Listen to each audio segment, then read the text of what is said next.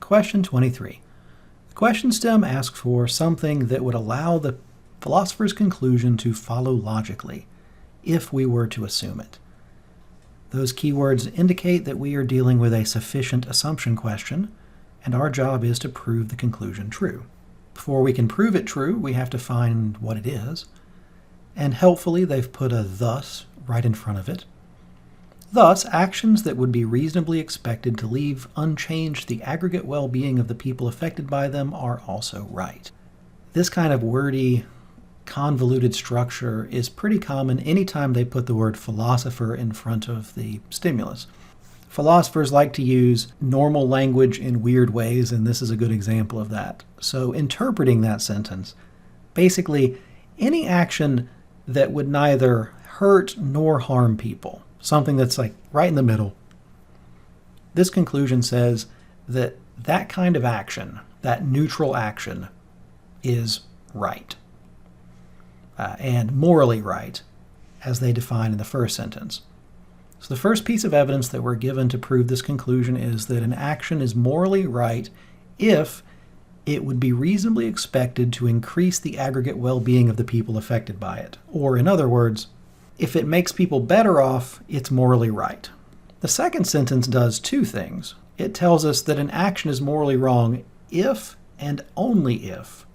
That's important. So if an action could be expected to reduce the aggregate well-being, or in other words, hurt people, if an action hurts people, then it's definitely morally wrong, but also that's the only kind of thing that's morally wrong. An action is morally wrong only if we could expect that it would harm people. So if it helps people, it's morally good. If it hurts people, it's morally wrong, and if it's morally wrong, it hurts people. Those are our two pieces of evidence, and with them we're trying to prove that neutral actions, ones that neither hurt nor harm people, are also morally right. Probably the easiest way to see the relationship between the pieces is to break them down into a series of formal logic statements. So if we were to write this in formal logic shorthand, this is what we would have.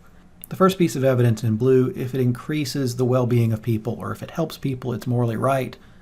The contrapositive of that would be if it's not morally right, then it doesn't increase the well-being of people. The second sentence gives us two pieces of formal logic. If something decreases the well-being of people, if it hurts them, then it's morally wrong. If it's not morally wrong, we know it doesn't hurt them. But also, if it is morally wrong, we know that it has to hurt people. It has to decrease their well-being. If it doesn't decrease them, it doesn't count as morally wrong. The reason that the blue is only one statement and the green is two is because the first sentence was written in if language, and the second sentence was written as an if and only if sentence. Now, those are the three things that we have to prove the conclusion, which is that if it's a neutral action, it's morally right. So the correct answer, when added to the information we already have, will prove that conclusion absolutely true. Answer choice A. Only wrong actions would be reasonably expected to reduce the aggregate well-being, or in other words, hurt people. So only wrong actions hurt people. That's something that we've already been told. We are told that something is wrong only if it hurts people. So answer choice A is something we already know. Thus, when we add it to what we already have, we're not adding anything. It's already there. So that answer can't help us prove our conclusion. So let's go to B. B, no action is both right and wrong.